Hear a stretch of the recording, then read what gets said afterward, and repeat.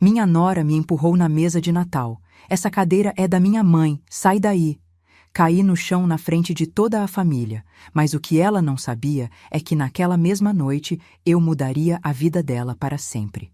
Quando ela acordou na manhã seguinte. 23 chamadas perdidas. Eu ainda sinto o gosto de sangue na boca quando lembro daquela noite. Não por ter mordido a língua na queda, mas porque pela primeira vez em 68 anos, eu senti o que é engolir a própria dignidade, enquanto 14 pessoas fingem que você é invisível. Era 24 de dezembro, 7:30 da noite. A mesa estava posta com a louça de porcelana que herdei da minha mãe, aquela com detalhes dourados nas bordas, velas acesas, o cheiro do peru assado misturado com farofa de castanhas ainda pairava na sala. Tudo perfeito. Tudo preparado com 3 dias de antecedência, cada detalhe pensado para que minha família, tivesse a melhor ceia de Natal possível. E foi nesse momento exato, quando eu me sentei na cadeira de veludo bordô que meu falecido marido Otávio me deu em nosso 30º aniversário de casamento, que minha nora Rebeca decidiu me ensinar meu lugar. Senti a mão dela no meu ombro antes mesmo de ver seu rosto. Uma mão fria, de unhas vermelhas compridas e afiadas como garras. Ela apertou. Forte. Dalva, levanta daí. A voz dela cortou o murmúrio das conversas. Todo mundo parou. Meu filho Henrique, minha filha Júlia, meu genro, minha neta Sofia, todos olharam. E no silêncio que se formou, eu ouvi meu próprio coração acelerar. Desculpa? Eu virei o rosto para ela. Rebeca estava de pé ao meu lado, com aquele vestido preto de festa, salto alto, cabelo escovado caindo nos ombros, como se estivesse numa capa de revista. E nos olhos dela? Nada. Um vazio gelado. Essa cadeira é da minha mãe, sai daí. Antes que eu pudesse processar o absurdo do que tinha acabado de ouvir, ela puxou meu braço, com força. Tentei me segurar no apoio, mas ela empurrou meu ombro. E aí, eu caí. O quadril bateu na quina da mesa. A dor subiu pela coluna como uma chama. Meu joelho esquerdo se chocou contra o chão frio de porcelanato. Eu ouvi o barulho, aquele som surdo de osso velho contra a superfície dura. E por um segundo, achei que tinha quebrado alguma coisa. Fiquei ali, no chão, na frente de toda a minha família. Sabe o que foi pior? O silêncio. Ninguém gritou. Ninguém correu para me ajudar. Meu filho Henrique, que eu gerei, criei, alimentei, vesti, que eu paguei faculdade, que eu segurei a mão quando teve febre aos 5 anos, desviou o olhar. Júlia levantou meio corpo da cadeira, mas ficou paralisada, como se uma força invisível a impedisse de vir até mim. Minha irmã Conceição tampou a boca com a mão, os olhos arregalados. E Rebeca? Rebeca simplesmente sentou sua mãe, Dona Marlene, na minha cadeira. Na cadeira que Otávio escolheu para mim. Na cadeira onde eu me sentei ao lado dele por mais de 30 anos. Levantei sozinha, as pernas tremendo, o quadril latejando. Peguei uma cadeira da ponta, uma simples, sem braços, e me sentei, sem dizer uma palavra. Porque naquele momento, enquanto todo mundo voltava a conversar baixinho, fingindo que nada tinha acontecido, algo dentro de mim não quebrou. Algo acordou. Timambidada. Se você já passou por uma situação onde alguém que você amava te fez sentir pequena, invisível, descartável, então inscreva-se nesse canal, porque essa história não termina aqui. E o que aconteceu nas próximas horas vai provar que mulher que cai, levanta, e quando levanta, levanta diferente. Eu servi o jantar sorrindo. Trouxe a farofa, o arroz, a salada de maionese. Cortei o peru. Ofereci vinho. Ninguém percebeu que minha mão tremia ao segurar a travessa. Ninguém viu que eu mordia o lado de dentro da bochecha para não chorar. Rebeca comeu 3 pedaços do meu peru. Elogiou a farofa. Riu alto de alguma piada do cunhado. Dona Marlene, sentada na minha cadeira, pediu bis da rabanada. E Henrique? Henrique evitava meu olhar como se eu fosse um cachorro vira-lata pedindo comida na porta de um restaurante. Quando todos foram embora, e ninguém se ofereceu para ajudar com a louça, eu fechei a porta e encostei as costas nela. A casa estava em silêncio. Um silêncio pesado, sujo. Os pratos ainda estavam na mesa. Guardanapos de papel amassados, copos com resto de vinho, o chão com migalhas. Sentei na cozinha, sozinha, com o quadril ainda doendo, e chorei. Mas não foi choro de tristeza, sabe? Foi de raiva, de clareza, de entendimento. Porque naquela noite, enquanto as lágrimas molhavam meu rosto, eu finalmente enxerguei o que vinha ignorando há 3 anos. Rebeca não me via como sogra. Me via como obstáculo. Henrique não me via como mãe. Me via como conta bancária. E eu tinha permitido, eu tinha aceitado, eu tinha me calado. Mas aquilo acabou. Sequei as lágrimas. Levantei. Fui até o escritório que Otávio usava e liguei o computador. Eram 11h15 da noite. Meus dedos ainda tremiam, mas minha mente estava cristalina. Abri as pastas de documentos, extrato bancário, comprovantes de transferência, contratos de aluguel dos imóveis comerciais, testamento, procuração, e comecei a trabalhar. Porque se tem uma coisa que aprendi nesses 68 anos de vida, é que respeito não se pede, se conquista. E quando alguém te tira dele na frente de todo mundo, você devolve, na mesma moeda, só que multiplicado. Das 11 da noite às 4 da madrugada, eu organizei tudo. Fiz ligações, mandei e-mails para o meu advogado, Dr. Valdemar. Revisei números, tomei decisões que, até aquela noite, eu jamais imaginei que teria coragem de tomar. Quando o sol começou a nascer, eu estava sentada na varanda, com uma xícara de café nas mãos, olhando a rua vazia. O plano estava pronto. E em menos de 3 horas, o telefone de Rebeca ia começar a tocar. 23 chamadas perdidas, para ser exata. Porque o que ela não sabia, o que nenhum deles sabia, é que eu não era a velhinha indefesa que eles achavam que eu era. Eu era Dalva. Viúva de Otávio. Ex-professora, empresária aposentada, dona de 3 imóveis comerciais, herdeira de quase 1,5 milhão em bens. E a partir daquele momento, eu ia fazer questão que eles lembrassem disso. Mas para você entender o tamanho da vingança que estava por vir, eu preciso te contar quem eu era antes dela aparecer.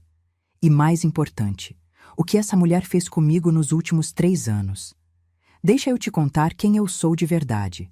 Não a mulher que caiu no chão naquela noite de Natal, mas a mulher que construiu, tijolo por tijolo, uma vida que muita gente jamais imaginaria.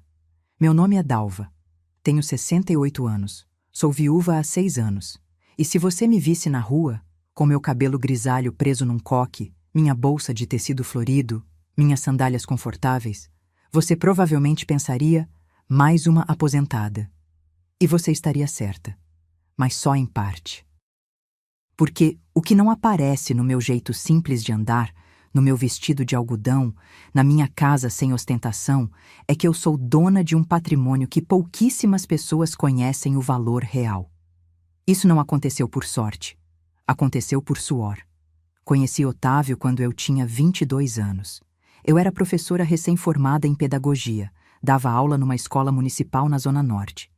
Ele era representante comercial de tecidos, viajava o interior vendendo para lojistas. A gente se conheceu num casamento de primos.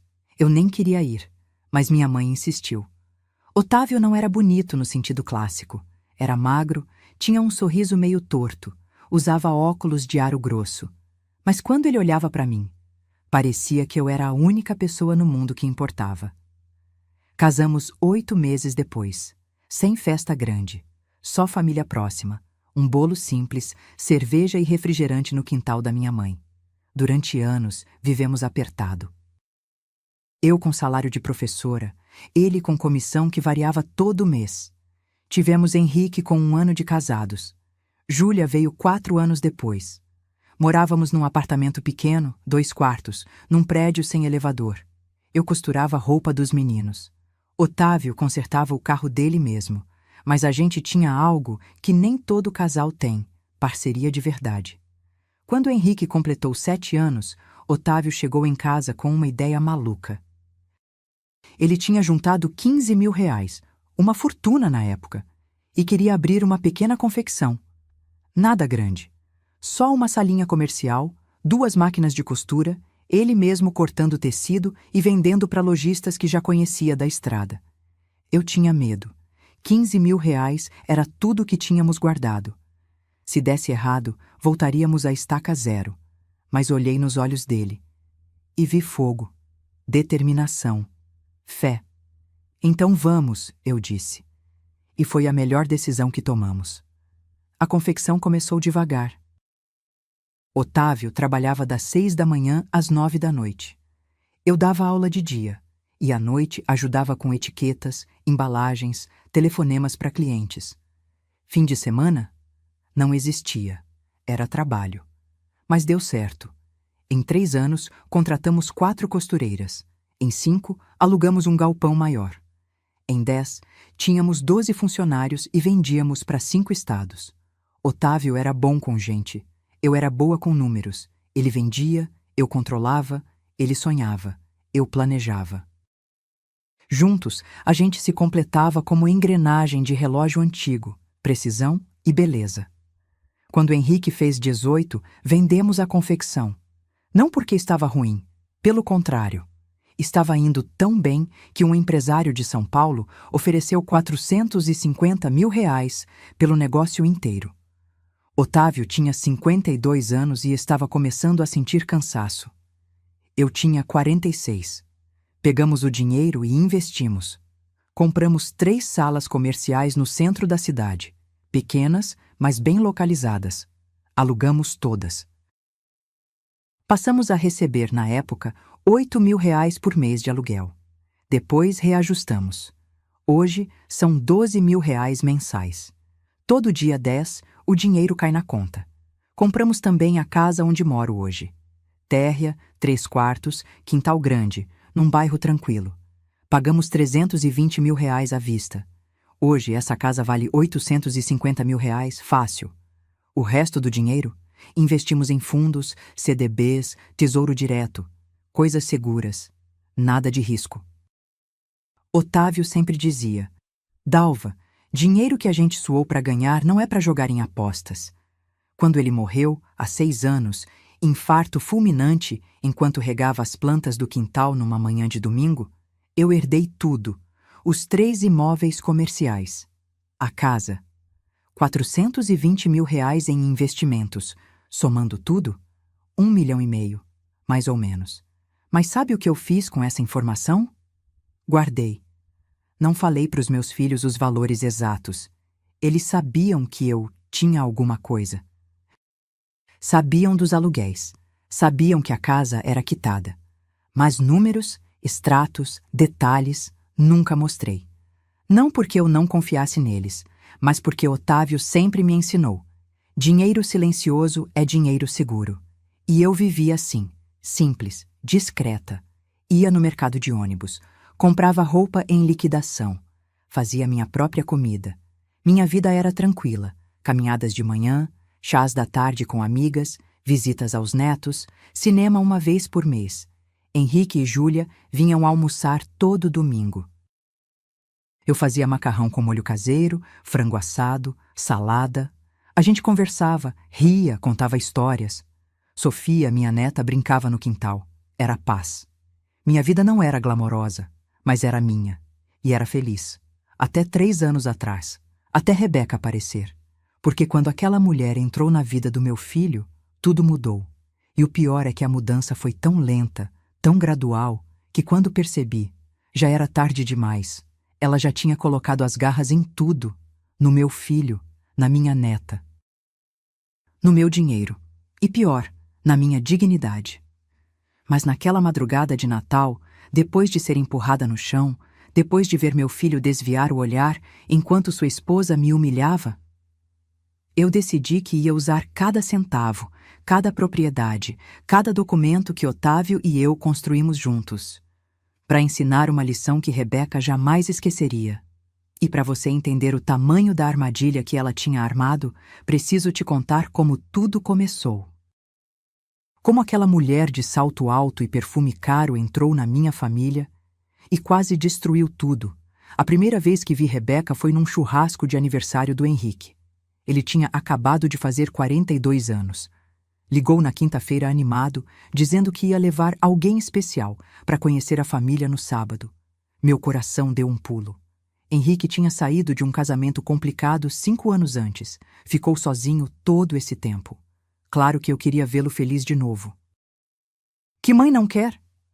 Passei a sexta inteira preparando tudo. Limpei a casa. Comprei cerveja boa, refrigerante, fiz aquele vinagrete que ele adora com bastante coentro. Assei um bolo de cenoura com cobertura de chocolate. O preferido dele desde criança. Quando ela desceu do carro naquele sábado, confesso, fiquei impressionada. Rebeca era impecável. Esse é o termo. Cabelo liso na altura dos ombros, castanho escuro com luzes douradas que brilhavam no sol.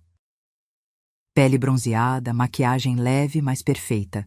Usava calça jeans clarinha, daquelas que custam uma fortuna, blusa branca de tecido fino, sandália de salto. No pulso, um relógio prateado que eu sabia que não era bijuteria. E o perfume. Meu Deus, o perfume. Quando ela me abraçou, daquele jeito educado, distante, o cheiro invadiu minhas narinas. Não era algo suave. Era marcante, forte, caro. Do tipo que fica no ar mesmo depois que a pessoa sai da sala. Dona Dalva, que prazer finalmente conhecer a senhora. A voz dela era doce, controlada, como locutora de rádio. O prazer é meu, querida. Henrique falou tanto de você. Sorri, apertei a mão dela, as unhas, vermelhas, compridas, perfeitas, sem uma falha. Ela sorriu de volta, mas o sorriso não chegou nos olhos. Durante o churrasco, Rebeca foi educada. Elogiou a casa. Disse que o quintal era charmoso. Comeu pouco, só salada e um pedacinho de linguiça. Quando ofereci bolo, ela recusou. Ah, dona Dalva, obrigada, mas estou de dieta. Júlia, que sempre teve aquele instinto afiado, me puxou para a cozinha num momento. Mãe, ela é meio estranha, né? Estranha como? Não sei. Parece que está medindo tudo. Olha para os móveis, para o quintal, faz umas perguntas esquisitas. Eu tinha reparado. Rebeca tinha perguntado se a casa era quitada, se eu morava sozinha, se os quartos eram bem divididos, se eu tinha ajuda para limpar. Na hora, achei que era só curiosidade. Afinal, ela estava conhecendo a família do namorado. Mas Júlia estava certa. Rebeca não estava conhecendo. Estava avaliando. Nos meses seguintes, eles começaram a vir mais vezes, sempre aos domingos. Henrique animado, ela sempre arrumada como se fosse para uma festa. Nunca de roupa simples. Sempre salto, sempre maquiagem, sempre aquele perfume que impregnava a sala inteira. E as perguntas continuavam. Dona Dalva, a senhora nunca pensou em vender essa casa e ir para um apartamento menor? Deve ser trabalhoso cuidar de tudo isso sozinha. Esses imóveis que a senhora aluga rendem bem? Deve dar uma boa renda extra, né? A senhora tem planos para o futuro? Tipo, algum investimento grande, viagem? Eu respondia com educação, mas sem detalhes. Sempre fui reservada com dinheiro. Otávio me ensinou bem. Quanto menos as pessoas sabem, melhor. 6 meses depois, Henrique me chamou para jantar num restaurante. Só nós 3, ele, eu e Rebeca. Foi quando ele anunciou: Mãe, nós vamos casar. Meu coração encheu de esperança. Talvez eu estivesse errada sobre ela. Talvez fosse só insegurança minha, ciúme de mãe. Que maravilha, filho! Levantei, abracei os dois. Estou tão feliz por vocês. Rebeca sorriu, mas de novo, aquele sorriso que não aquecia. E a senhora vai nos ajudar com o apartamento, né, dona Dalva? Henrique comentou que a senhora sempre ajuda os filhos. Travei. A frase saiu tão rápido, tão direta, que nem deu tempo de processar. Henrique ficou vermelho. Rebeca, a gente não tinha combinado de... Amor, sua mãe entende. Ela sabe que todo começo é difícil. E com o preço dos imóveis hoje em dia, ela me olhou esperando. E foi aí que cometi meu primeiro erro. Claro, querida, vou ajudar no que for possível. Os olhos dela brilharam. Pela primeira vez, vi algo genuíno ali. Mas não era amor, não era gratidão, era vitória. 2 semanas depois, eles me levaram para ver o apartamento que queriam. 58 metros quadrados, 2 quartos, numa área boa. 320 mil reais. A gente tem 140 mil juntando, Henrique explicou, nervoso. Mas para dar a entrada e fechar negócio, precisaria de mais uns 80 mil. 80 mil reais. Era muito dinheiro, mas era meu filho. Meu primogênito. O menino que eu embalei nos braços quando tinha cólica de bebê. Tudo bem, vou transferir. Rebeca me abraçou, forte, e sussurrou no meu ouvido. A senhora não vai se arrepender, dona Dalva. Vou cuidar muito bem do seu filho. Transferi os 80 mil reais na segunda-feira seguinte. E foi aí que tudo começou a mudar. Porque depois daquele dinheiro, Rebeca não me via mais como sogra. Me via como banco. Os almoços de domingo começaram a ficar raros. Ah, dona Dalva, a gente tem compromisso. Rebeca não tá se sentindo bem. Vamos visitar a família dela hoje. Quando vinham, ela controlava tudo. Sofia, minha neta, não podia brincar no quintal porque ia sujar a roupa. Não podia comer sobremesa porque açúcar faz mal.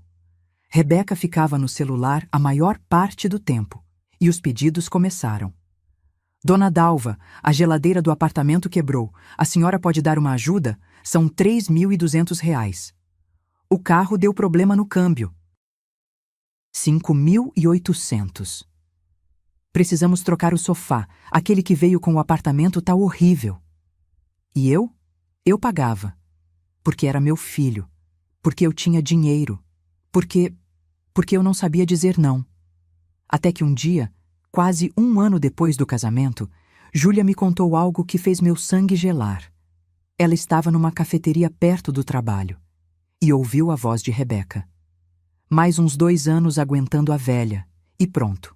Henrique herda tudo. Aí eu faço ele vender aquela casa antiga e compramos algo moderno na Barra.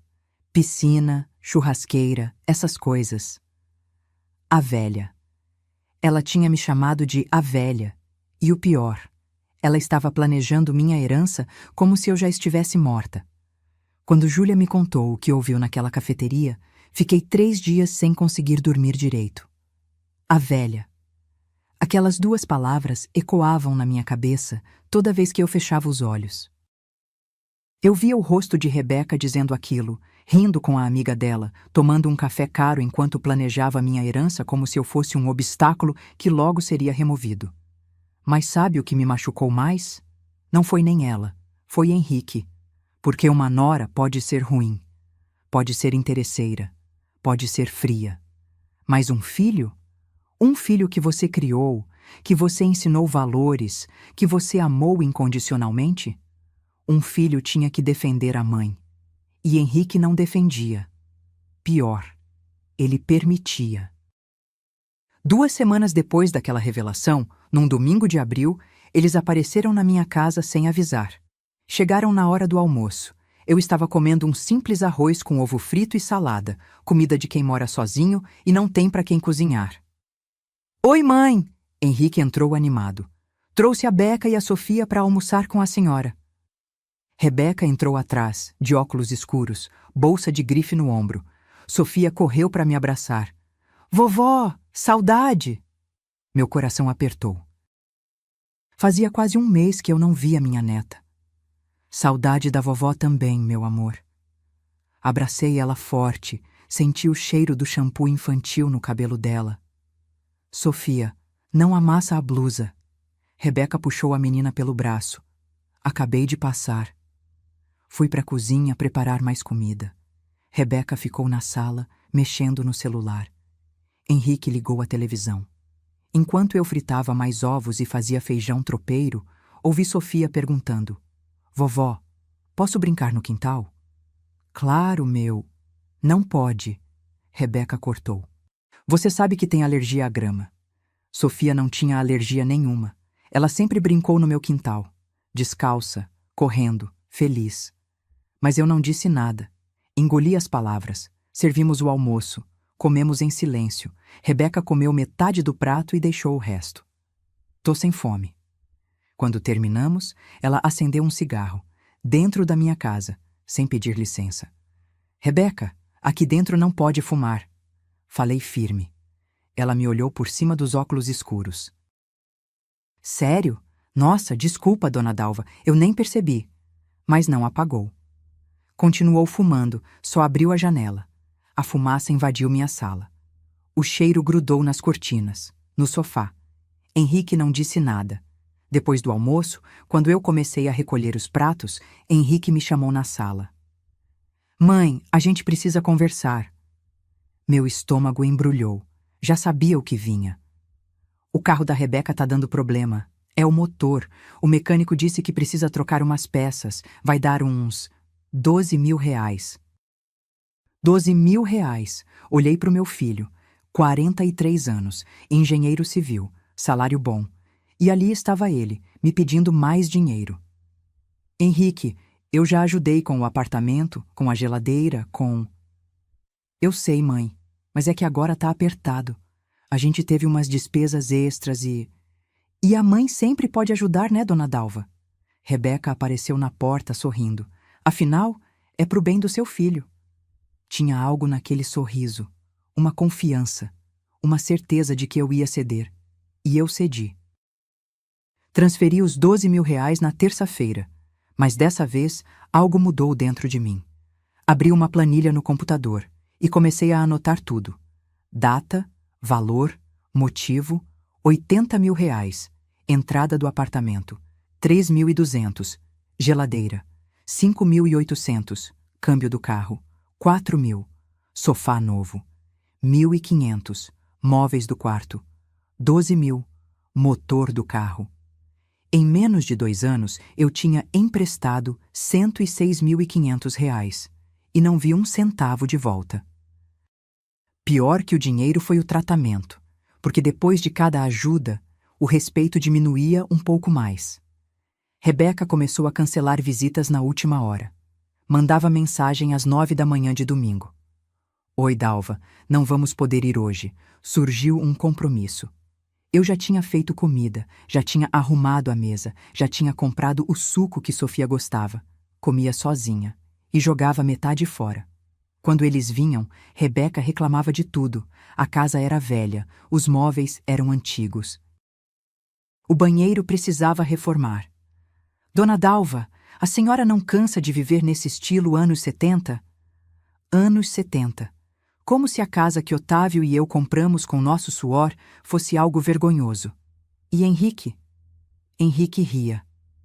Ah, Beca, para! A casa da minha mãe tem charme. Mas nunca me defendia de verdade.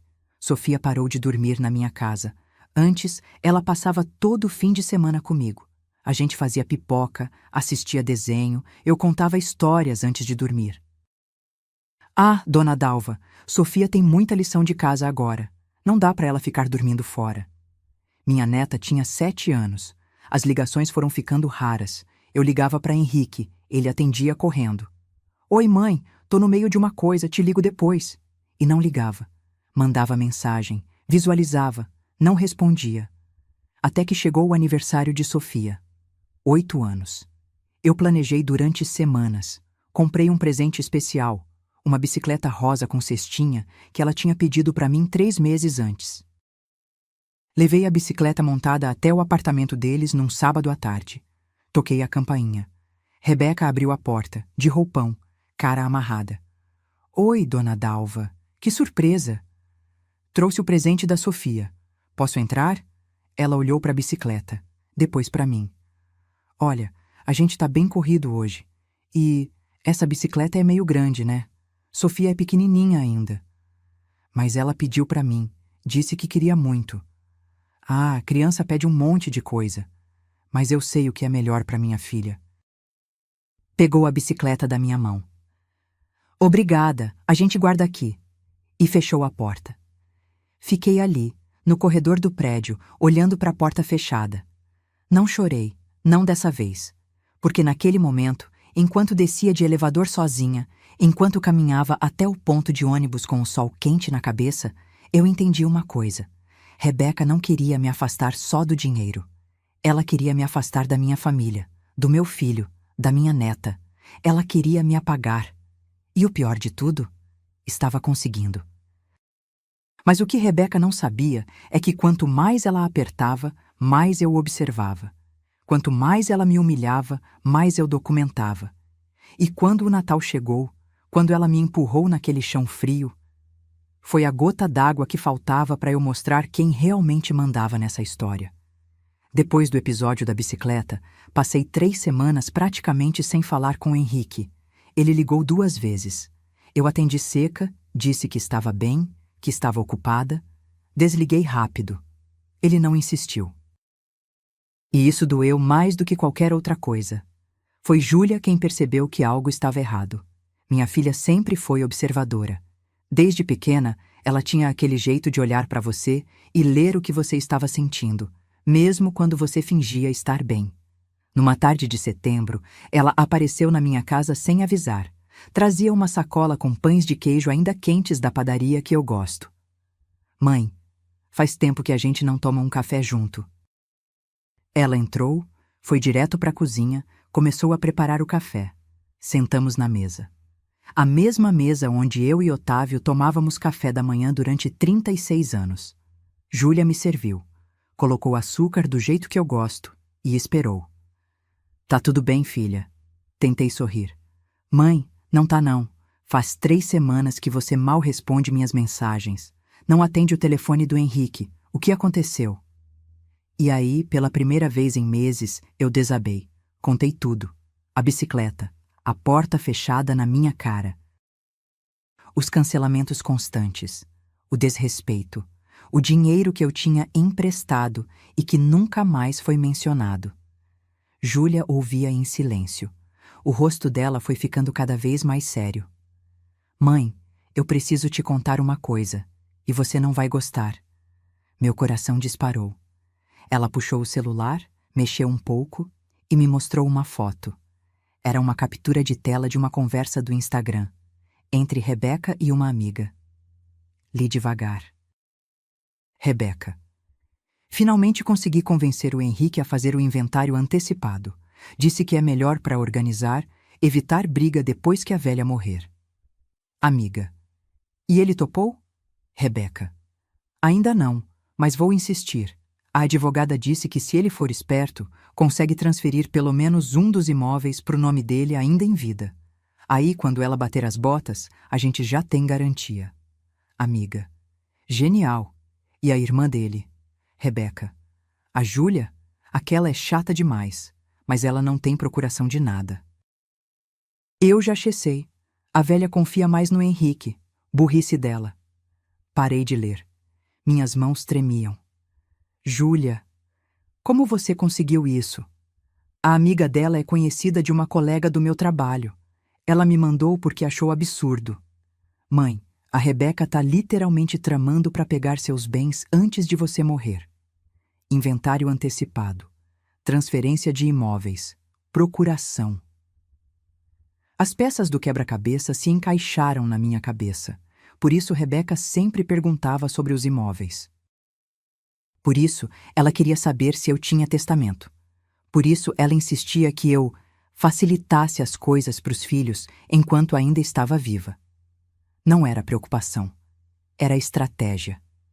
E tem mais, mãe. Júlia respirou fundo. Semana passada eu esbarrei com a Rebeca no shopping. Ela estava com a mãe dela, a dona Marlene. E eu ouvi elas conversando. O que você ouviu? A Marlene estava dizendo que ia passar o Natal na casa de uma prima no interior. Aí a Rebeca falou, não, mãe, você vai passar o Natal comigo, na casa da Dalva. Aliás, acho que tá na hora de mostrar para ela quem manda naquela casa. Aquela cadeira velha de veludo que ela ama vai ser sua esse ano. Senti o sangue gelar nas veias. A cadeira. Minha cadeira de veludo bordô. A que Otávio me deu.